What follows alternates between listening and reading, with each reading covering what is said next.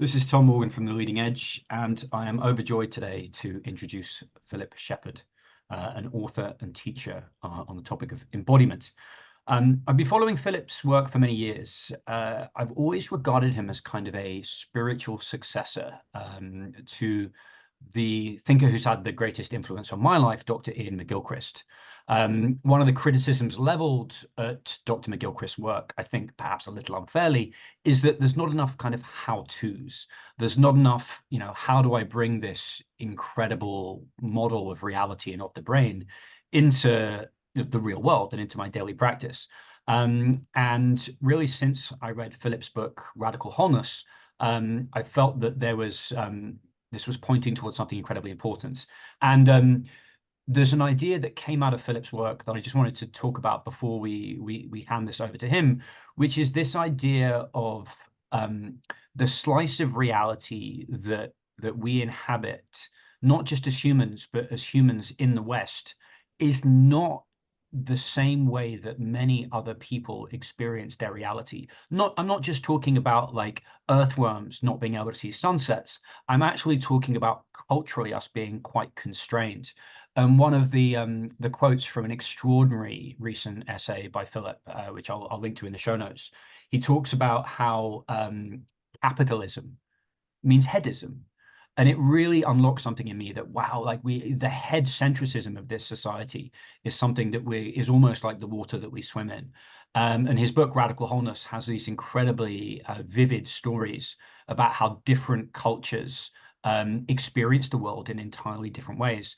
And I thought before we get into kind of the practices and what you're doing with the embodied present process, we could maybe talk about this general concept about the water that we swim in the West and how it isn't necessarily all of reality. Yeah, I mean, to begin to bring context to that, I think it's important to appreciate that this head centricism has been the basis of our culture, certainly since the time of Plato.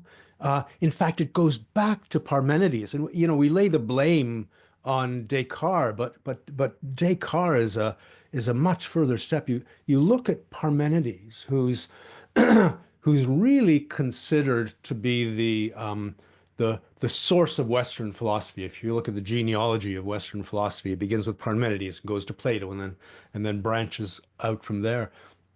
And the of Parmenides was don't trust the senses, they will deceive you. Only reason can lead you to the truth. Now, he proved somewhat elegantly, logically, according to reason, that nothing can move. And this stumped Greek philosophers for a while until they discovered atomism, or the concept of it. But they didn't touch his original premise that only reason can lead you to the truth. And then you get to Plato, 150 years later, and Plato in a dialogue to Timaeus, he's describing the lauded title character Timaeus is asked, how did the gods create us? And he answered, well, first they fashioned this divine orb based on the spheres of the heavens. And then they realized this thing wouldn't be able to get around. So they grew it a vehicle, arms and legs and a trunk. So there we are, 350 BC.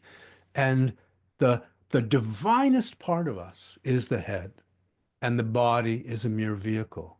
So to understand that our language, our institutions, our metaphors have grown from that head-based culture over the next, 250,000 years, 2,500 years, we are steeped in it to the point where, like a fish trying to see water, trying to understand water, we there's this blind spot in our culture. The body is the last thing we think of. Where we face a challenge, well, we need to outthink our challenge. And meanwhile, the body is, I think of the body as a resonator, and it it feels the world, it resonates to the world, it is part of the wholeness in which we are embedded. And to resensitize to the body, not just to what the body feels in terms of the enclosed self, but how the body is a bridge to the world around us. And that world is charged with a mystery that we will never cognitively understand, but we can certainly feel and find guidance in. Well, you talked about the difference between body mind and body world. What does that mean in this context?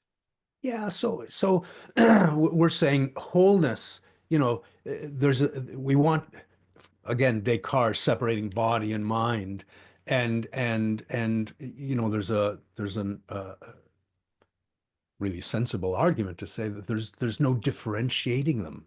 What is experienced in the body is part of the mind, and vice versa. But we've come to understand the body mind as our wholeness. And it's indicative of our head-based thinking, because when you sort of absent the body and live in the head is closed to wholeness. That what I call the head intelligence, what Iain McGilchrist refers to as left hemisphere thinking, it it um, it is building a model of the world and taking information in, but it is enclosed from the world. And so that isolation from the world, that boundary with which we feel ourselves separated from the world, as though, well, I'm in here and the world is out there, is upheld by this term, body mind. That is not our wholeness. So I say, no, my experience of wholeness is an experience of the body world.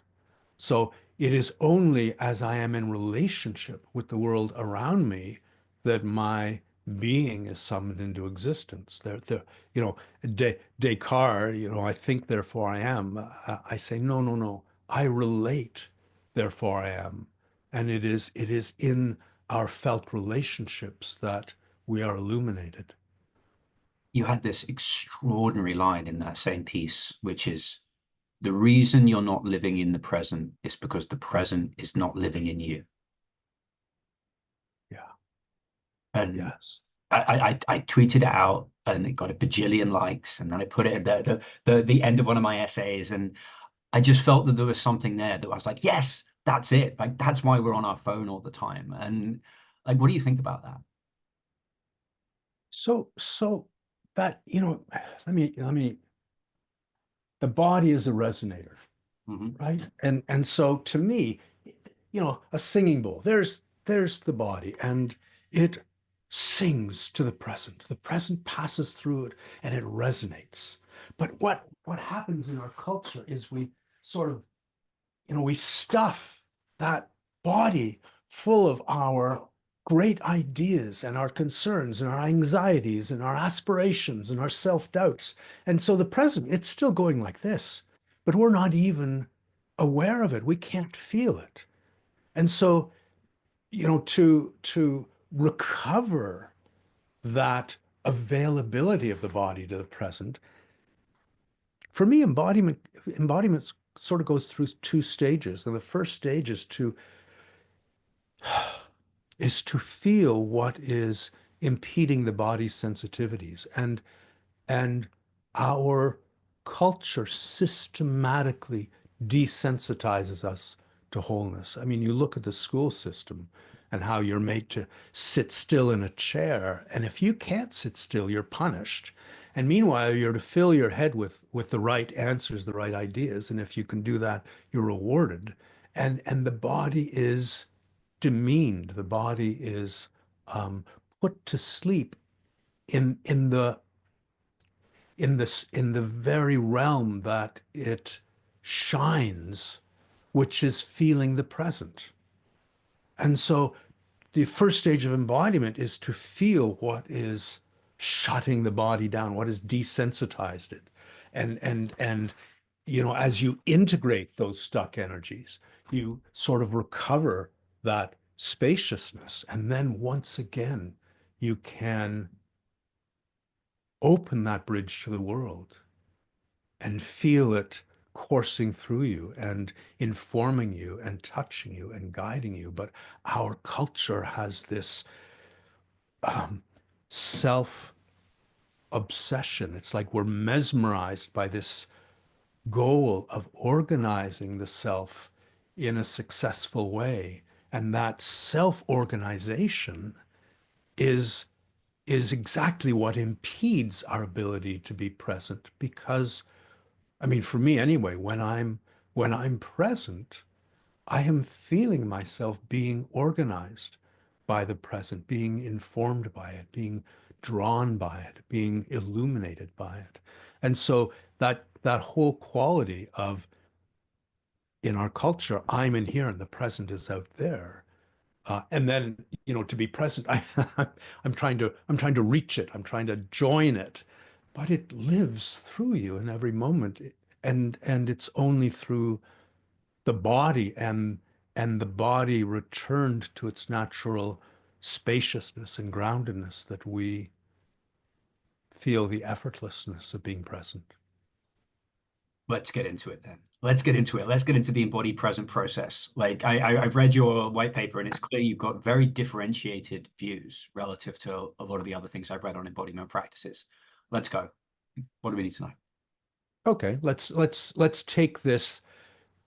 When I speak in that paper, I speak of the wound that has inflicted us all, which is that wound between our thinking and our being. The school system leads us to experience our being and our thinking as different entities. So, I say, no, no, no. Thinking happens through the whole of your being. There's no, and I mentioned this, there's the Latin word sentire that means to think, to feel. It's one thing. So, so to recognize, first of all, what is thought? To me, thought is the processing of a relationship. And you can, for example, process the relationship between the numbers 1 and 2, and you subtract 1 from 2, it's 1. You multiply them, it's 2. You can, but the body is processing millions and millions of relationships in every moment. So there is thinking happening all through the body. And when I am thinking with the whole of my being, my thoughts are emerging from its depths. And as they do, they are being clarified, often into language, but not always. But but that field that of the mind is the whole of one's being. And then again, I have to qualify what I mean by being. My being for me isn't what is contained within my skin. My being is what I discover when I'm fully present. So again, there's the body world. My being is held and reified by my relationships with the present. So this is all a preamble Hmm. to let's get into it. How to experience that quality of thinking through the whole of your being. So I would begin by letting go of ideas, by letting go of concerns, by letting go of plans. It's, my images of a tree in the fall and the leaves just let go and they drop down to the earth, and you feel the energy of your being gently, gently settling and that quality of coming back to rest on the earth. And any energy that is held to honor it and give it permission just for the moment to drop and settle. And as that settling happens, as gently as you can, bring your awareness to the breath. And the whole of the body is like an ocean. There is an inner ocean. We are 65% water.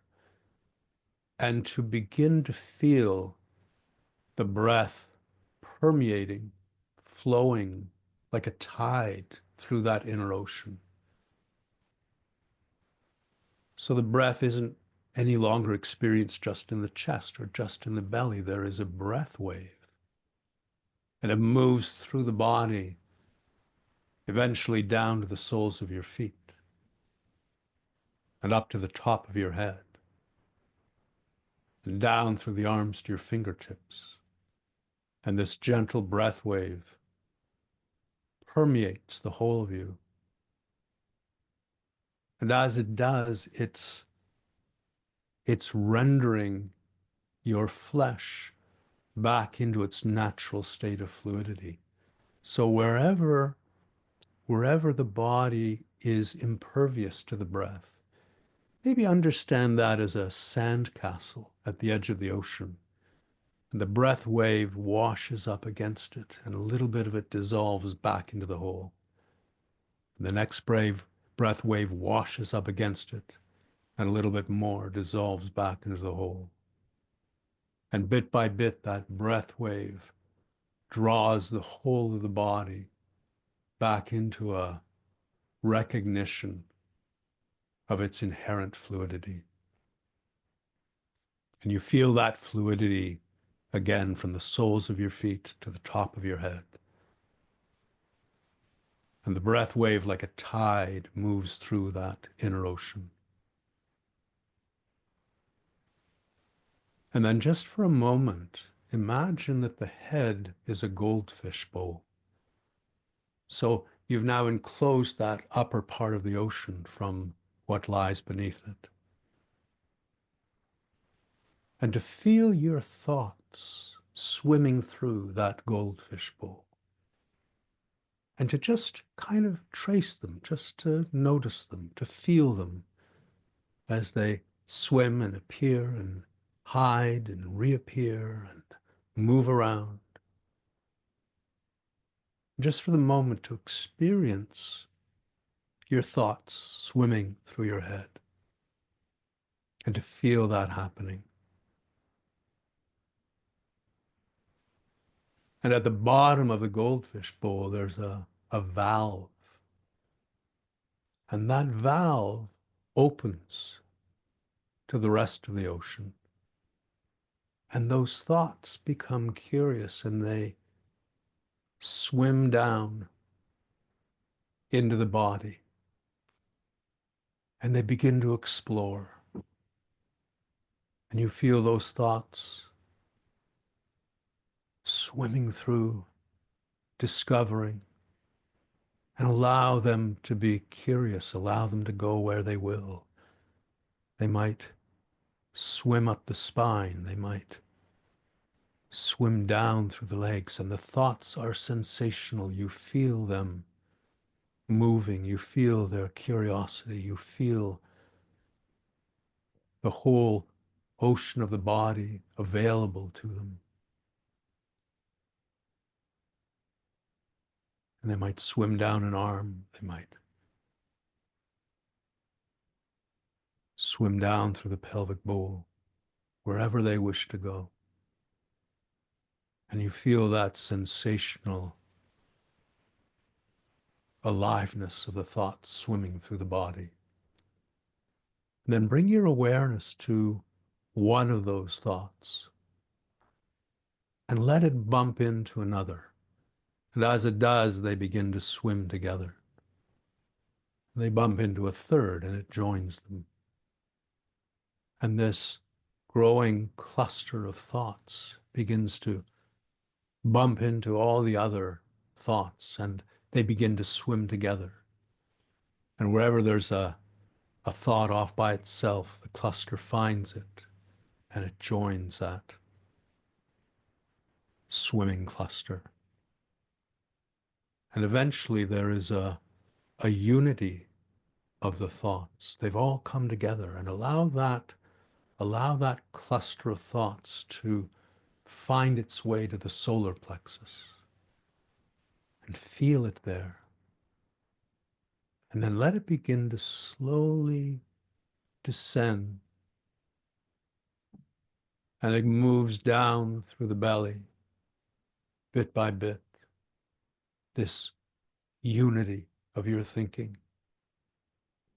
And it gently enters the pelvic bowl, and still it is descending gently, easily.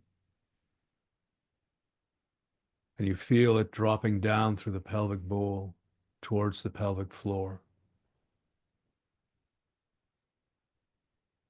And it drops and drops and eventually finds its way to the pelvic floor. And all of your thinking is there, and it is coherent. And as those thoughts come into coherence there, as they settle on the pelvic floor, they feel the world around you from that place. And they feel it in a way that's likely wordless.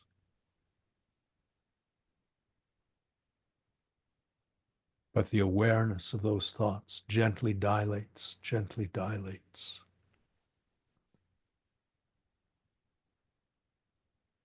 And you're feeling the world from your true center.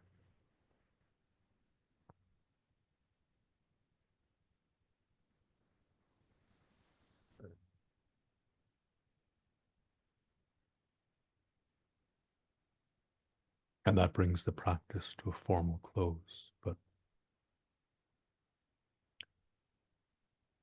see if you can retain it.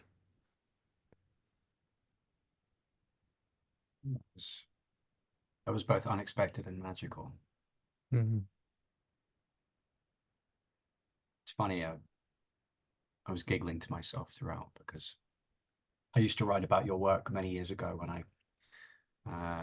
I was affiliated to a small investment bank, and one of my favorite short meditations of yours is the elevator shaft meditation, which is only 5 minutes, and I've linked to it a bunch of times. But every time I linked to it, when I had a compliance department, any mention of the perineum was ruthlessly expunged, and I was always like, this is kind of hilarious, but also I think really interesting because you've always had a lot of focus on the pelvic floor and the pelvic bowl, and I think it speaks to this kind of sense of naughtiness that you write about in your papers as well, where it's like, oh, this is a part of me that's associated with bodily function and with sex and all these dirty things, and it isn't as isn't felt as cleanly as perhaps you think it should be, particularly as it seems kind of central to your work. Is that fair?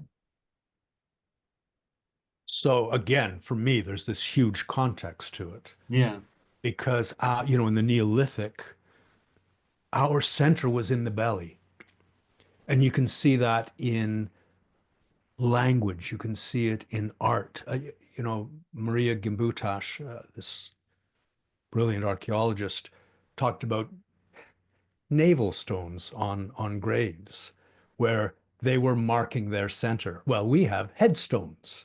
That is our center, right? I mean, it's just our word uh, for navel comes from the original Indo-European, and it also there's an English word nave that comes from the same root, which is the hub of a wheel. And these metaphors, these early metaphors aren't clever. They are felt in the body. And to feel that center, that belly center, as the stillness around which the sensations of the self revolve. And, it tells us there was a very different experience, not just of the body, but of the world. And then with the Neolithic Revolution, the agenda of that was to take control of the world around us. So prior to that, our survival depended on harmonizing with the world. And, to this day, there are indigenous cultures that simply feel the animals in the world around them. They feel the presence of water when they need it. They feel medicine being offered by plants. And and that reliance on harmony gave way to a reliance on control.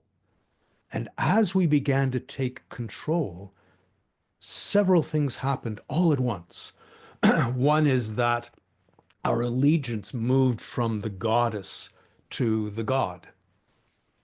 Our allegiance moved from the earth, in which the goddess was felt to be immanent in every twig, in every leaf. And now it moved to the sky, and our aspirations moved to the sky.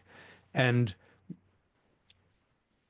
in early Neolithic cultures, there was no patriarchy. In fact, it's referred to as matrifocal, gathered around the mother, which what could make more sense? And then and then our cultures became patriarchal. And what makes sense of all that to me is that our center began to move from the pelvic bowl up through the body into the head. And as I feel it, that's a that's a migration from the female pole of my consciousness to the male pole. Now, as long as we continue to revere the head as our primary resource, um, we will continue to demean within ourselves that that female attuned intelligence of the pelvic bowl. And so, there's more than just that sense of shame and discomfort with the pelvic bowl. It is a neglect. It is a denial of the female within us. It's really funny because it's really important to make this point that a lot of people interpret, I think, McGilchrist's work as this kind of denial of the left hemisphere. And I think that's a pretty deep misunderstanding where it's like, the left hemisphere is competitive with the right. The right incorporates the left. And it's this idea that you don't have to lose anything through this process. In fact, it's kind of this very relaxing inversion and coming home where you have to surrender that control mechanism to the intelligence of the right, and not just the intelligence of the right, but the intelligence of this attractor life force that I spend so much of my time thinking about. I did this phenomenal interview with River Kenner, who I think is one of the freshest voices out there right now. And he talked about how there's two ways to do a body scan. The first of which is getting this spotlight of your attention, like, now I'm going to turn the spotlight on my toe. And then there's the inverse, which is the awareness that's already in your toe, letting that bloom brighter. And so you have this actual literal inversion where the awareness that is in your body blooms brighter and kind of just ends up incorporating the head. And reading, your work on the embodied present process, it struck me that was very similar. Is that right? Oh, absolutely. There are so many practices I've developed, to join the intelligence of your legs, for example, and to feel how they feel the world and how they can lead you. And in our culture, the legs are turned into prosthetics that, we live up in the head and they perambulate us around and they know the earth. They feel the world from that place. And that is true of, I mean, I don't think there's a cell in the body that doesn't participate in what we experience as our mind. It's all there. It's all and again, you can't you can't just neglect the awareness of the body and move into the head. It's there, it's alive. You have to actively shut it down in order to live in the head. And so we desensitize the breath, we desensitize the legs, we desensitize our backs. I mean, there's another thing that, there's half the world behind us that we tend to neglect because, again, I feel a male female polarity. The front is male and it's out there, and there is this mystery at the back that for me is always ready to offer support, is always ready to help me take the next step. But we desensitize the back. We lose the breath in the back. And when you desensitize the body in that way to the guidance of the present, then all you can do is guide yourself. You have no other guidance. And so you sit up in the head and try to work out and strategize and because there's nothing else to rely on. So that process of recovering the body's attunement to the world, it's not, there's no quick fix to it. Incredible segue there, because I have this discomfort that, we're having this conversation on January 3rd. I think people come into the New Year's with, how do I fix myself? And you've been very explicit in your writing that, like, you're already starting from like a pretty tough premise if it's this kind of self-violence of how do I hack my way to greater embodiment. But the fact remains that if you're talking to me now about a process that has, 250 different components, and it is going to require something to stick in your life, how do you go about doing that? Because my problem with a lot of this stuff, actually, the only practice of all the ones we've explored this year in the leading edge that stuck with me was somatic descent. But there's this concept of, I know I need to be doing something differently because of the conversation we've had up until this entire point.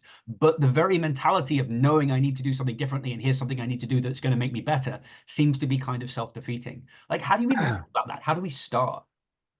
Well, I mean, the start for me is I want to experience my fullest reality, whatever that might be. And that reality isn't something I need to manufacture. It's not something I need to assemble. It is there. And the only way into that experience is through a surrender. And then to clarify what that surrender entails. And it's not it's not a surrender that can be guided by the head. This deep need to get it right, to achieve a certain outcome is the very source of the failure that frustrates us in this regard. And so that at the beginning of the goldfish practice, that letting down, that surrender is something I feel physically. I feel my body releasing and returning to the earth. And to come to rest in the body, to come to rest on the earth, is to come to rest in the present. I feel a similarity, or it's like three legs of a stool. They're holding the same thing together. And so then, one thing that does, as you say, it's not to discount the gifts of the intelligence in the head, but to put them into service of that surrender. And so, for me, I clarify that surrender by um, understanding it as a shift of allegiance from doing, how do I do this, into being, into that dilated rest in whatever this transforming moment has to offer. And so in shifting to being, I ask, well, if that's the surrender, what are the qualities of being? And for me, there are five relevant qualities that are your inherent nature that our headist culture has shifted you away from. And so, there is the quality of fluidity, which we explored. And everything is fluid. We want to concretize the world as an assembly of things, but all there is process and these differentiated participatory processes. That's what the world around us is. It's all fluid, and you are fluid. And we lose our fluidity um, in the way we treat the body mechanically from above, and to understand, oh, that surrender in part must be a surrender to my fluidity. So it's not a matter of achieving the fluidity; it's already there. Can you surrender to it? Can you allow it to show you something rather than trying to get it right. Um, Groundedness is another quality that, we I think of indigenous cultures and how they are at rest on the earth. There's a there's a story about a big bridge that was being built in Quebec near an Indian reserve, and there was a night watchman, and the steel girders were going up, and at night, the young men from the reserve would come and play tag along these steel girders, and the night foreman, the night watchman, reported to the boss, and he said, "Oh, maybe there's something to this," and he approached this Mohawk nation, said, "Would you be willing to work with us?" And the Mohawks became some of the foremost steel builders in New York City. Uh, they can stand on a steel girder at that height and feel the earth, feel themselves at rest on the earth. We don't feel it, and so we overcompensate and lose our balance. So to actually feel yourself, to feel the reality that you are now and always have been at rest on the earth. And as you surrender to that quality, you begin to partake of a strength that doesn't belong to you. Another quality is spaciousness. And it's talked about the body as a resonator. And our bodies become congested, they become dense, they feel like stuck matter. And everything is spacious. A diamond, you look inside it with the eye of a physicist, it's empty space except for these tiny little particles. And to understand that you are inherently spacious, that being is inherently spacious. And we experience this. You walk by the ocean, on a beautiful day, and the waves are washing in, and there's a light breeze, and you feel as spacious as the world around you.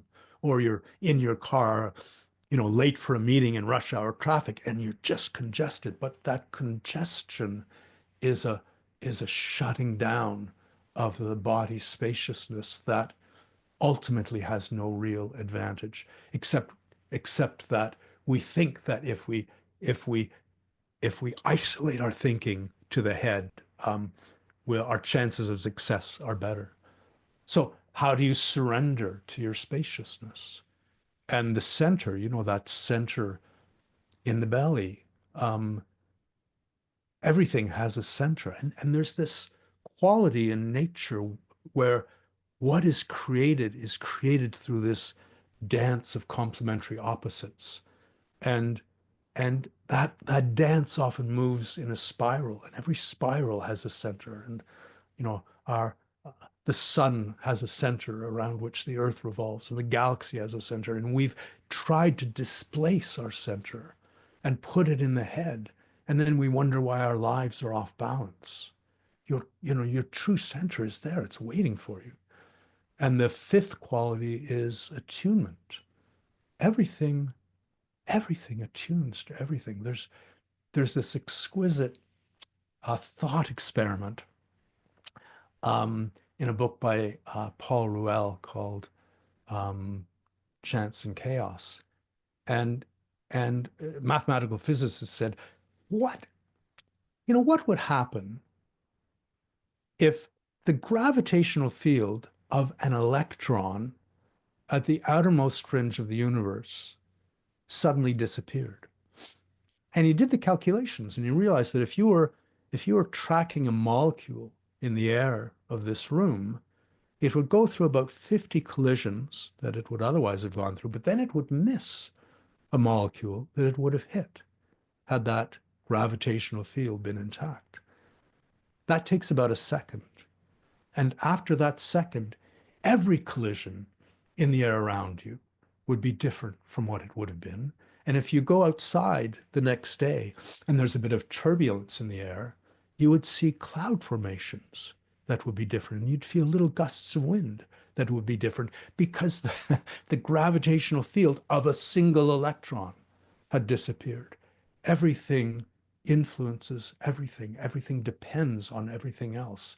And that attunement is inherent in your body. Your body is attuning to the cosmos.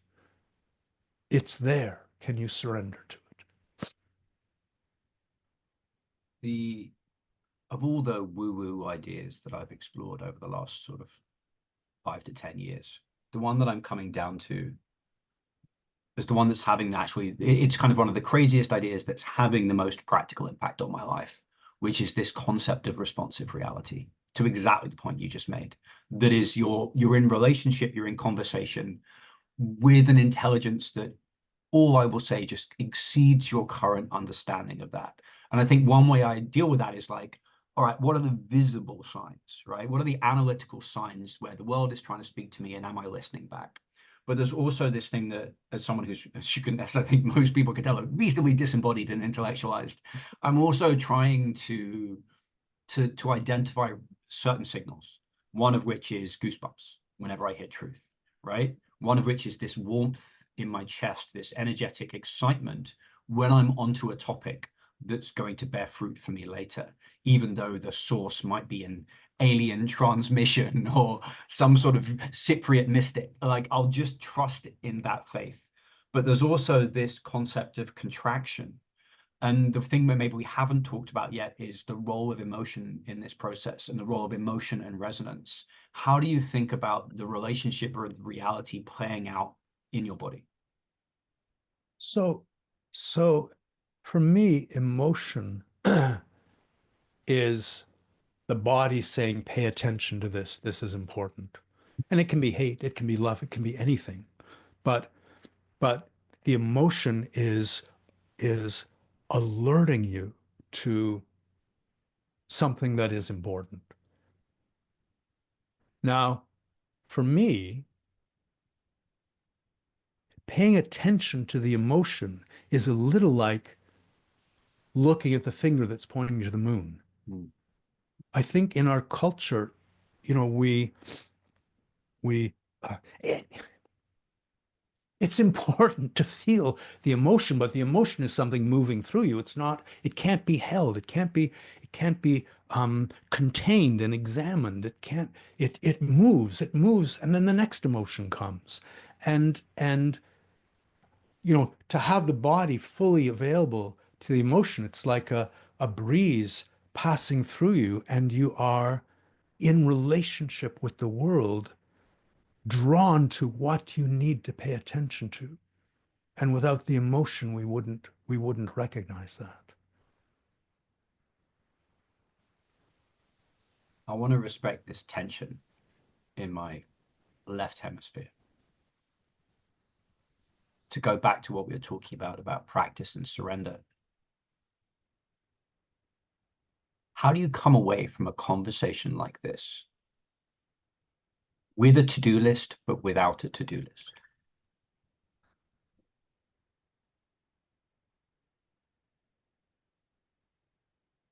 So I go to myth. Yeah. Um, and there's a structure, an illumination in myth that can help guide us in that regard. And you know, one of the most astute insights into myth for me comes from Joseph Campbell. And he described the tyrant of world myth as the man of self-achieved independence. Mm. That is the premise that drives our culture forward. Um, Now, just to say for myself, you know, if I were the emperor of the world, I'd be tempted to forbid the use of the word independence because it doesn't refer to anything. There's no example in the cosmos that you can say, here's independence. It just doesn't exist. And yet we hold on to it, and we, you know, stand on your own 2 feet and be independent. And you want financial independence. And you know, it's a fantasy.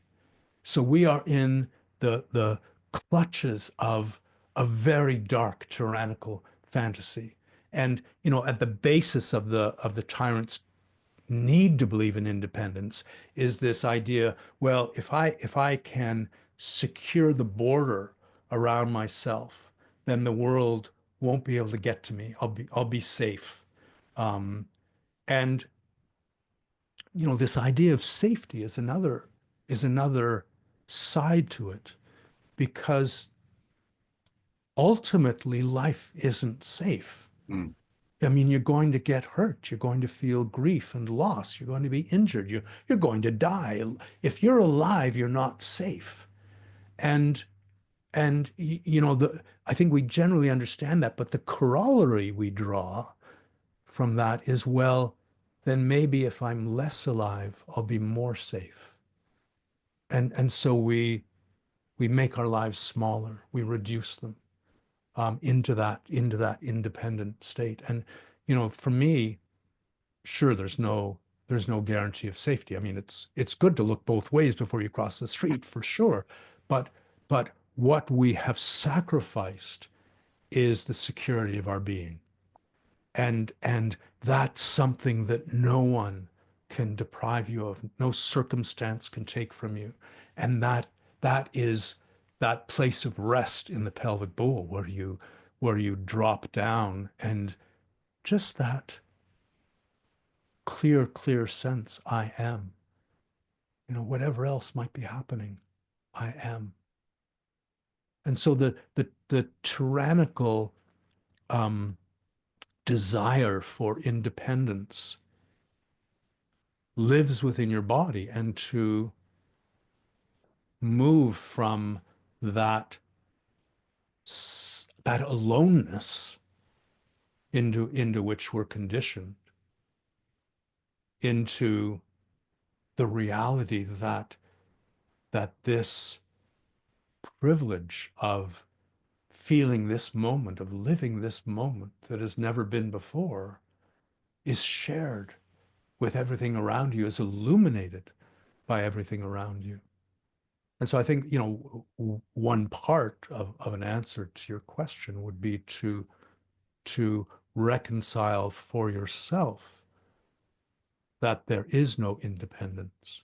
Now, to say there is no independence, here we get into non-duality, because they say, oh, there's no independence, so therefore there's no individuality. And I think that's grossly a gross misunderstanding. And I think of it's in my book Radical Wholeness, a standing wave. And and if you wiggle a string at the right frequency, and you get this standing wave that is looks still, and there is an individual node, and there's another individual node, and there's another one, and I feel my individuality as that node of stillness. And it's only the energy moving through me that holds me in that stillness. In the same way that with the string, you stop moving the string, and it all disappears. And so it's not an individuality that in any way stands apart from the energy of the world. It is held by and created by that energy. As part of my Accelerating Wisdom series earlier in the year, I actually interviewed Dr. Stephen Larson, who was a close collaborator of Joseph Campbell. I think he actually wrote his autobiography, his Mm-hmm. biography. And he talks in his book, The Shaman's Doorway, about this concept of the Senex archetype, which is just the old man, the old tyrant that is clinging to power at the price of life. The kingdom is becoming a desert. And you can take that as a fairly glib commentary on the gerontocracy we're seeing in US politics, or you can see it as something much more profound, which I think is like McGilchrist's idea of this tyrant in the left hemisphere that's clinging to power at the price of life. And I think that as you've correctly identified, the response to that is to return to the feminine. Now, what does all this mean for people that don't talk about myths and archetypes and yada yada yada?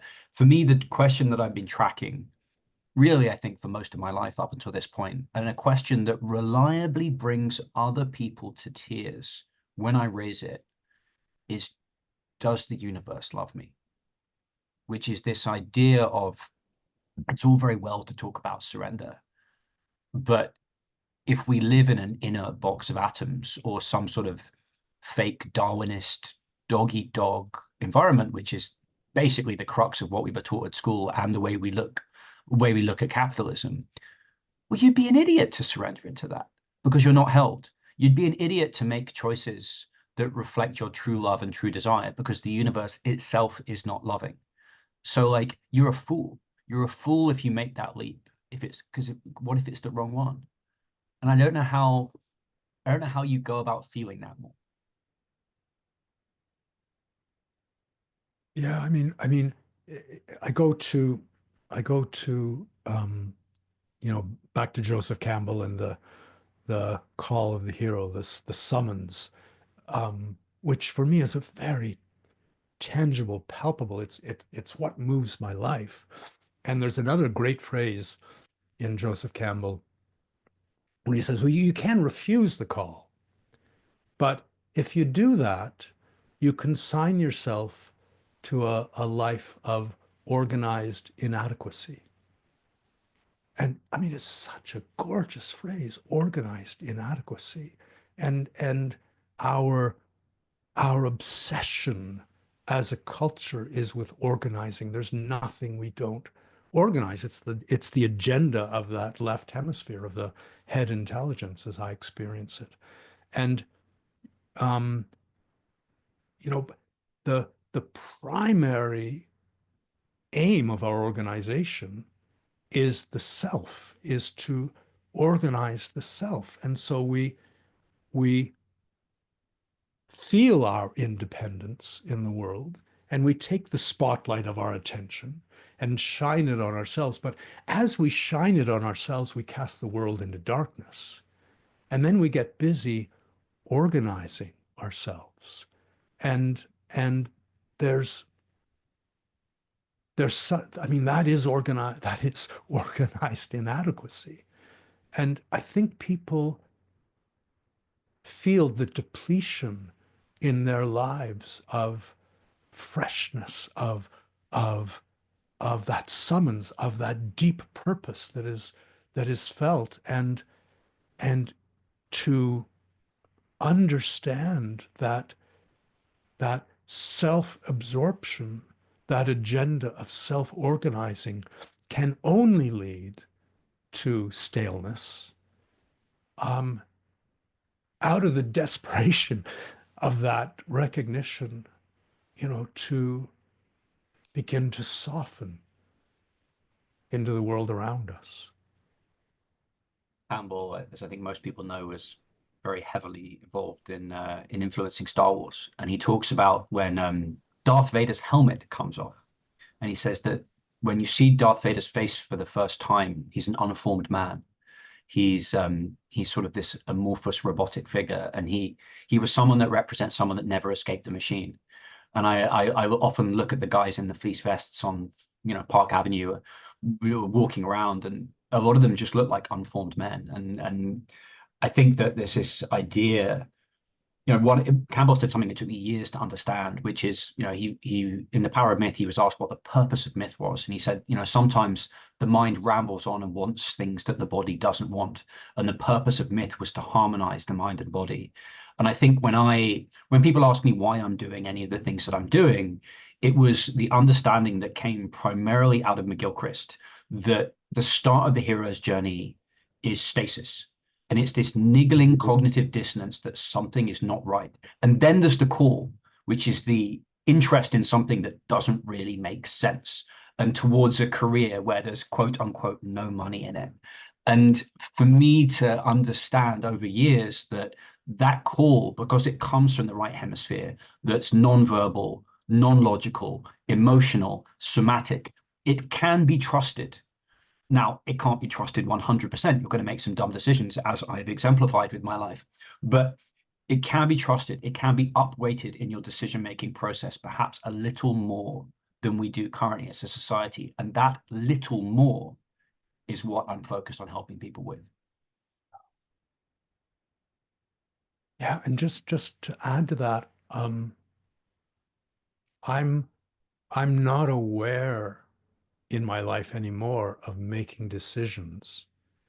Um, there's just this dropping down into the body and like patiently paying attention, and there is an impulse that moves me in one direction or another that I've come to trust. It's, I the word decision means to cut away. And so I shy away from it. It's like incision. Um, I Somebody once asked me, um, Philip, do you always trust your body? And I said, no, I trust my wholeness. And to me, it's such an important distinction. It's, so the the waiting isn't the waiting on a decision, the waiting isn't an enclosed thing. It is a dilated state where I'm just at rest in the whole. And the impulse comes, and I always trust it, and I never regret having done so. Well, there's a price to everything, and people ask me. I live in process now, and I live in a process that I hope I can maintain for the rest of my life. And if I can't, it will change. But the price of that is certainty, and I've had to make peace with that. That like if you John O'Donoghue, I think I'd like to live as a river flows, and the problem with that is you're not in control of the flow a lot of the time, and that is the cost of this way of living. But I think the definition of faith is understanding that there's an intelligence that's helping you.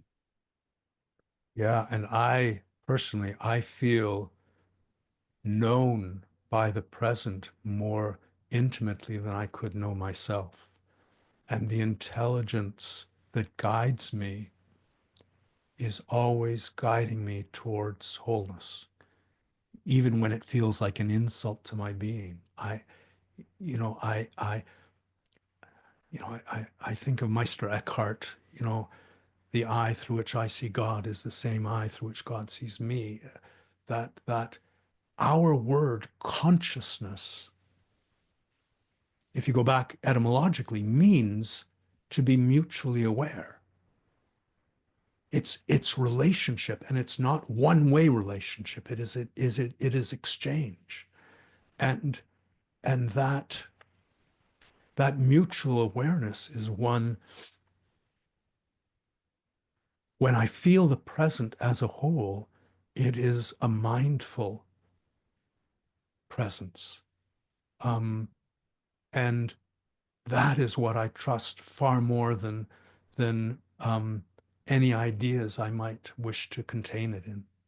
Well, Tom's left hemisphere would like to jump in here for a second and remind people that, this is this is not all airy fairy nonsense. There's something called the holotropic attractor from a systems theorist called Ervin Laszlo, who I've loved his work, and I interviewed him earlier in the year, which is essentially this idea that the universe does trend towards wholeness and complexity. And one of my favorite metaphors is that, the odds of us being here doing this and the world having assembled itself as it has is the same as a tornado moving through a junkyard and assembling a working 747, which even Boeing can't do. So like there's something here that is more than just this surrender to the woo. I think we're coming round to the view that there's some deep quote unquote science around this intelligence as well. Yeah, and my personal sense is that the present, the God, the wholeness, whatever it might be, wants to know itself through me. And the the more I am molded or drawn or moved towards wholeness, the more accurate, the more specific that knowledge of the world through me will be. And so it is that attractor is moving us all towards wholeness, and we can resist it or and resist it. And it has a way of um, I've heard so many people say getting cancer was the best thing that happened to me. Losing my arm was the best thing that happened to me. Uh, Um, this gift of life, this gift of participating in the wonder of the unfolding is something that is so easily overlooked as we consider, what should I buy next, or what's on Instagram, all these distractions. We have so bound ourselves up in an isolation and self-concern that we risk losing the gifts that have been so generously offered.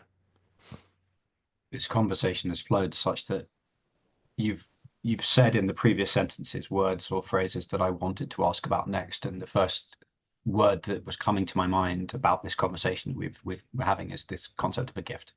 That I feel that you've just given me a gift, and hopefully, the listeners to this conversation will feel that as well.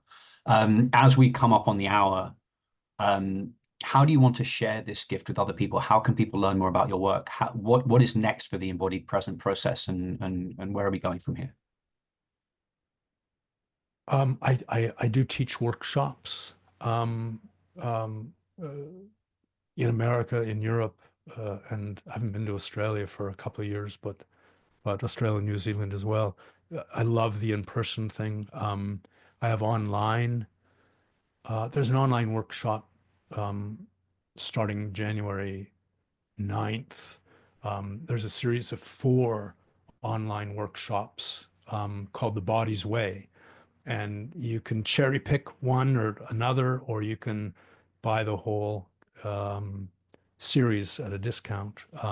My website has all kinds of really um, uh, I think, rich material that's just free. I have articles, interviews, blogs, and if I were to leave one suggestion, it is to find gentleness. How gently can you feel your breath? How gently can you feel the present? Gentleness is a sort of counterbalance to our desire to do and create a certain outcome. Just gentleness is the quality of felt relationship. When you move a baby's arm into a sleeve, it's the gentleness that allows you to feel the whole of the baby and sort of dance that arm in. So how to bring gentleness to the body, gentleness to our lives. It's beautiful. I mean, I spent all last year working on this series, and as I reflected on what I'd learned from it, there was one word that came out that was a word that I was not expecting, which was subtlety. Be still and know that life is subtle is a line that comes back to me from my first book. It is life is subtle and our ideas of it are not. And to go to subtlety, to go to gentleness is to enter that river that one wishes to be like. Philip Shepherd, this was special. Thank you. Me too, Tom. Thank you.